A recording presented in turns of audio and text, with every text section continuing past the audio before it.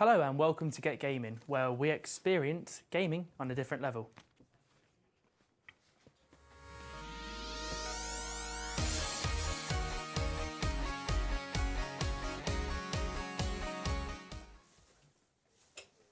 I'm your host, Adam Davis. And I'm Ellis Ranger. Coming up on today's show, we look back through the history of games and how they have evolved and progressed throughout their ages. We'll also be playing with VR headsets to find out if they are really worth the price tag. And later on in the show, a games development student joins us in the studio to give us an insight into the gaming world. And I visited a Leicester-based tabletop gaming store to get a hands-on approach of how off-screen and non-electronic gaming is still a massive part of the gaming culture. But first, let's jump straight into the history of games, where it all started and how technology has evolved over the years. You're going to join me over here live with my co-host Ben. How are you, Ben? I'm good, how are you? Yeah, I'm not too bad, thank you. Good to be here. I'm your host, Benjamin Goode. Adam, would you believe that the first game that was programmed was actually a game of chess back in 1950? Was it really? 1950? 1950, long time ago Throwing now. back some years. Who would have imagined that it would have started the chain reaction that would push gaming into where it is today? The first handheld system, called Microvision, was developed back in 1976 by a company called Mattel. Something as simple as a missing slice of pizza inspired Toru Itawani to create the game Pac-Man. This was done back in 1980, and the game, of course, is still popular today. As it is, yeah. And in 1981, Donkey Kong was first released along with Mario. But back then, it was known as Jumpman, believe it or not. I never knew that one. Well, jumping into 1989, Nintendo released their renowned Game Boy, a handheld system with interchangeable cartridges and a considerably better battery life, casting a shadow over the Microvision's version that was released 10 years prior to that.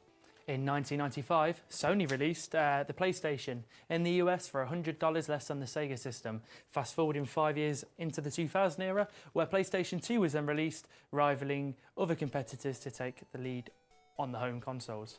Now, as you can probably see, the turn of the 21st century came with a fast advance in games, such as The Sims, Halo 2001, Half-Life, and the launching of the digital distribution platform Steam in 2003, which allowed players to download, play and update games on their computer through their internet connections. Steam was a good breakthrough, to be honest, with the likes of Football Manager and all the other different games it offers. But 15 years after the Game Boy's release, the Nintendo DS, which you can see a game over here, was soon to take over. Released in 2004, this maintained dominance on the handheld market for, well, it's still popular now, isn't it? It's still going. And after Microsoft's takeover on the gaming industry with their original Xbox, the Xbox 360 was soon to be on the rise with its 2005 release. Following the rise of social media platforms came the swarm of simple click-and-collect browser games, such as Farmville in 2009, and you might remember how annoying the constant notifications were. I'm getting them now. Still getting them now. They never stopped, and they never will. 2010, a small indie development company named Mojang released an alpha version of their simple game Minecraft, which all gamers now would know eventually became a titan in the gaming industry. 2 years later to that, in 2012, crowdfunding site Kickstarter enabled small creators to produce experimental play platforms and software. This paved way for the Oculus Rift development, as you can see here. In late 2013, Sony and Microsoft released their rivaling consoles, namely the PlayStation 4 and the Xbox One. Also in 2004, free-to-play games become a more dominant business model, achieving hundreds of sales through microtransactions. As in 2016, followed with the craze of Pokemon Go. This was what everyone was talking about back then, and also playing, but it did fade away due to the market and stuff. When the weather changed. And here we have the Nintendo Switch, which was released in 2017. It allows players to unclip it and play on the go and at home. I've seen them recently, actually, and they do look really good with how they all work and stuff. But with all these advances in the gaming industry over the years, what can we expect within the foreseeable future? Well, according to our researchers, they believe bodysuits may become available as joysticks for users to experience a more realistic feature, along with the TVs moving from an impressive 4K to 8K in TV quality. That is a really, really It's crazy. Good. It's a crazy amount, though. It's amazing. Now, as gamers might know, recently, Battle Royale games such as PlayerUnknown's Battlegrounds and Fortnite have been extremely popular. We sent our co-host and resident nerd, Ellis, out on the field to find out why. Fortnite, originally released on the 25th of July 2017, is a four-person co-op sandbox survival. The task was to farm materials and build bases to survive oncoming waves of zombies. We had a chat with Elliot, one of the many fans, and asked his thoughts about the success of the world's most played game. Fortnite is a battle royale game, and it basically involves you versus 100 other players, and you kill each other to the last person, then they win. I like the building mechanics in it. It adds like a new gameplay element compared to the others. I actually think it's more competitive because it's like higher stakes. Like once you get killed, that's the game over for you. And it's a mainly online game as well, so that's always adds to the popularity of it. The disadvantages could be the graphics could be improved. Also, frame rate on the console isn't great, so it could be better, like it is on PC. And yeah, just more accessibility as well for just new players and on how to learn how to play it. Maybe like a tutorial sort of section would be good. You can team with up to 4 people to take on other squads of players, creating a fun and intense experience for groups of friends. Unlike the base game, Fortnite Battle Royale is free, which is why it's appealed to the masses, rivaling its nemesis game, PlayerUnknown's Battlegrounds, which comes with a £25 price tag. But anyways, back to you boys in the studio. How Fortnite's taken over. Anyway, until recent years, the dream of putting on a headset and being transported into a different world only belonged to the realms of film, like Star Trek and Avatar. But, Ellis, not anymore. Virtual reality has been a massive breakthrough in the world of gaming in the past few years. People can immerse themselves in an imaginary world by using only these headsets. Devices like the Oculus Rift and the HTC Vive lead the charge, while companies like Google are now releasing their own models. Yes, and companies have been releasing VR-compatible versions of their games so that gamers can immerse themselves in their favourite universes. Mojang released the VR compatibility for Minecraft alongside with VR versions of Bethesda's Fallout 4 now being available. In 2010, 18-year-old Palmer Luckey created the first prototype of the Oculus Rift, and that raised $2.4 million on Kickstarter a few years later, before Facebook bought the company out for $2 billion in 2014. Not too shabby for an 18-year-old. $2 billion, that is not bad at all for an 18-year-old. Very good for an 8-year-old. On my right, we have the Google Cardboard headset. Obtainable for just £10, this VR headset gives people an affordable way to play VR. To use these Google Cardboard, players run cardboard-compatible apps on their smartphone and place it inside of the headset, just like this, and then you clip it back on, put it on. As simple as that. January 27th, 2016, just under 2 years after the release of Google announced 5 million cardboard headsets had been shipped, 25 million compatible apps had been installed, and over 350,000 hours of YouTube had been watched over VR. That would just give me a headache, Ellis. It's amazing. Me too. And because of how successful the Cardboard was, Google decided to develop a more advanced virtual reality with an enhanced VR platform called Daydream on May 18th, 2016. Sweet, and what do we have here? Well, this is a Samsung Gear VR headset. It's developed by Samsung Electronics, if you didn't already know, in collaboration with Oculus, and was released on November 27, 2015. It's most compatible with Samsung Galaxy devices, which act as a headset's display and processor, while the Gear unit itself acts as a controller. Well, the headset connects to the phone via a micro USB. The Gear also includes a touchpad, the button on the side with a sensor to detect the proximity when the headset is on. How much would one of these cost me, Ellis? Again, this headset is pretty affordable, only costing you around £40. That is not bad. Not bad at all, considering that headsets like the Oculus Rift and the HTC would cost around £400. Exactly, and you don't want to be breaking the bank. So, although these headsets aren't compatible with computer games like Fallout or Minecraft, there's a few wide range of apps available on the Android and iOS store. Well, there we have it. If you're looking for a budget VR headset, check out the Google Cardboard and the Samsung Gear. Now, Earlier this week, we sent Adam to Tabletop Tyrant, a tabletop game store in Leicester, where we take a look at another side of gaming.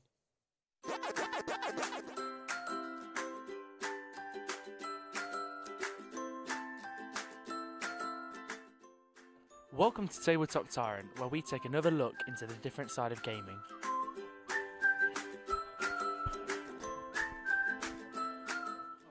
Okay, I'm here with Alistair, and I'm just going to ask him some questions as well about the store as well. What's your favourite card game? Magic the Gathering, probably. What are the most popular ones that do take part? So at the minute, the most popular ones, it's a Wednesday night at the moment, so there's quite a few people playing D&D. We've got about 3 or 5 tables, so it's about, on different nights. Looks like it's about like 30, 40 different players. There are prizes for things. So for the card games, there's normally like an entry fee, and then you get some products back, whether that's a few boosters or boxes, or in some cases, like Magic, for example, we run Pro Tour qualifiers. Yeah. You get an invite to go and play to try and compete on the Pro Tour, and then the top prize of the Pro Tour is like $40,000 or something crazy. And one more thing is like, so the name of the shop and stuff, like what would you say like that brings people here? What makes this place stand out compared to other stores? We offer a pretty big discount on different games and things we do, and we run some pretty decent events, I'd say. Yeah. Sounds good.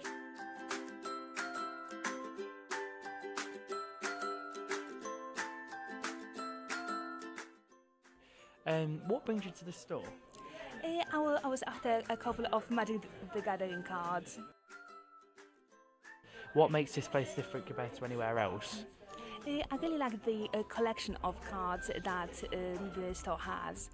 And about Magic the Gathering specifically, I really like the atmosphere, the sort of feel of the game. Do you prefer the interaction in person, like the card games, where you're in person now, where you're talking and like, because it's all gone to technology now on mobile phones and games. Do you prefer it when it was just cards and things like that? I generally prefer the sort of social side of things, but I think video games, it's nice to, I think if you just want yourself time, just to immerse yourself in a world, but there's definitely a place for both. Thank you, Olga, for your questionnaires there. Back to you in studio.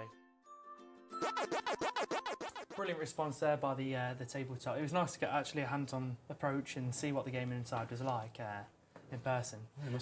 But we're live here now in studio with Kobe, who studies gaming development at DMU. First of all, welcome to the show, Kobe. Thanks for having me. Pleasure. So to start off, when did you realise that you had a passion for gaming? I've grown up with gaming for as long as I can remember, really. I had a Nintendo 64 and PlayStation growing up, and I just kind of developed a passion from there. Oh, see, I had a very similar path with my gaming. You grow with it, don't you? And you feel like you want to learn as you go. And I mean, like, so obviously growing up with the games and stuff, what was your favourite games growing up? I really loved The Legend of Zelda, Ocarina of Time growing up. That was like one of my favourites. And Mario Kart, I loved playing that with my family and friends. Yeah, was Zelda single player or multiplayer as well? It's a single player game. It's a single player game. What, not even got a bit of multiplayer in it? No. I thought it was like a big campaign game. No, I do remember it. Catch up, Adam, you're on a gaming show. I know, tell me about it. Tell me about it. Now, talking about like more of the present, what would you say are the key stages of game development? So there's many different stages to developing a game. Like, first of all, there's a lot of research that goes into it, and then after that you kind of need to pitch it, and once you've pitched it you need to execute it on many different levels, whether that be like music, art, or the programming. Okay. And why do you think like franchises such as like Call of Duty and stuff have lasted so long? Like, what makes them popular, and what do you reckon, what do they do each year to like make them stand out and last as good as they have been? So as I said before, like there's a lot of research that goes into it. So I think they know their audience and they know how to engage them and stuff like that. So they know what they need to do to make it successful. Yeah, that sounds good. Sounds good. Well, thank you very much for coming on, Kobe. Thank you very much. Thank you. We're going to go over to Ellis with the news now. Welcome to Get Gaming News. I'm Ellis Ranger, here for your weekly update on all things gaming. Panic spread across the world as Fortnite servers went down for 16 hours. This is the longest period of time that Fortnite's ever been offline since its rapid increase in popularity earlier this year. One gamer said, This is an outrage. How am I supposed to own little kids now? Xbox have announced 19 new original Xbox games will be available for backwards compatibility, meaning you can now play your favourite classics on your newest console. A handful of games like Star Wars Battlefront, The Elder Scrolls 3 Morrowind and Destroy All Humans will be available by the end of April. Rockstar's Grand Theft Auto 5 made massive waves at launch by bringing in over $1 billion in 3 days. Now is the most profitable entertainment product to date after accumulating a profit of $6 billion, roughly double the amount of James Cameron's film Avatar. We sent Ben out to find what the public are most excited for in the coming months. On the De Montfort University campus to go see students and gather their opinions on their favourite games this year and what they're excited for in the upcoming year. What I'm enjoying most, like my favourite game? My favourite game, Wind Waker, I would say. Zelda. Gotta love that, you know, Link with his sword going. I like to play World of Warcraft and I'm looking forward to more VR content. My favourite game is Fortnite because I like the dynamic and the fact multiple players can be in one game. Sonic the Hedgehog because it reminds me of my childhood, so I hope Sonic the Hedgehog is renewed. I quite like Fortnite on mobile. I'm quite looking forward to seeing what comes out on mobile really soon, really, yeah. Well, at the minute it's Fortnite with everyone. I do a games course, so constantly I'm seeing the future. It's all going to be virtual reality, stuff like that. My favourite game is probably the Far Cry series. I just like how it's kind of like role play, you get to customise a lot of stuff. And in the future, I'd like to see less pay to play, so you just get a game and it has all the content rather than having to pay, you know, 50 quid for the game and then 20 quid for the maps as well, so yeah. My favourite game is Mario Kart and I hope to see more multiplayer cult games in the future. My favourite game is Pokemon Go and I'm looking for more like games in the future like Pokemon Go. That's the talk on campus. Let's go back to the studio and find out what's happening there. Well, there we go. Some properly excited gamers out there. Now it's time for the part of the show where we play through a classic game. Today, that game is Guitar Hero. Adam, Ben, are you ready to channel your inner Jimi Hendrix? Are you ready? Ready to rock. Well, let's get the Killers playing and let's see what you've got. Straight in with the Killers. Can't go wrong with a bit of the Killers. Right, so Adam, I'm going to start you off with a question. Sure. Apart from this song, obviously, because it's everyone's favourite, what is your favourite song to play? I like a bit of rock and roll stuff from Oasis. That's quite catchy. Slow Ride as well. Don't know who sings that one though. That's any problem. Paint It Black by Rolling Stones. It's kind of like a mix. It depends on how I'm feeling, really. Just if you're in a happy mood, you want to be strumming away. Exactly. If you're sad, a little bit slower. I understand. Ben, what about you? What's your favourite? Well, it depends from which Guitar Hero, really. I love playing songs like Nights of Sidonia by Muse. That was on Guitar Hero 3. That was an amazing song. We've got Hotel California by the Eagles. It's a nice and slow one. It really influenced me and the music I like as a young child, so I've got to give it to this game for that. Fair enough.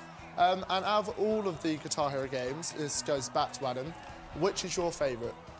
I'd say Guitar Hero, I think it's like the third one. It's like a battle of the bands where you could you used to have different features where, let's say now I'm doing quite well, I could send Ben to have a dodgy button, so he has to try and fix it and he misses loads of keys.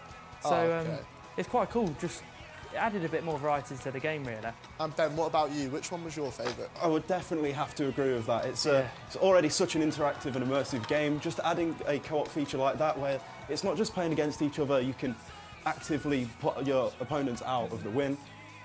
It made it so much fun. So I'd have to say Guitar Hero Battle of the Bands as well.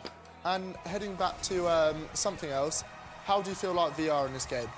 Oh, VR! Can you imagine? Can you imagine? Literally, imagine being like a concert. It would literally feel like you are, I don't know, like Liam Gallagher, Noel Gallagher, just performing, well, singing-wise. But I mean, as a band, it'd just be impressive. It really would, and I can see it doing it in the future. I'd love to stand up there and be Mick Jagger.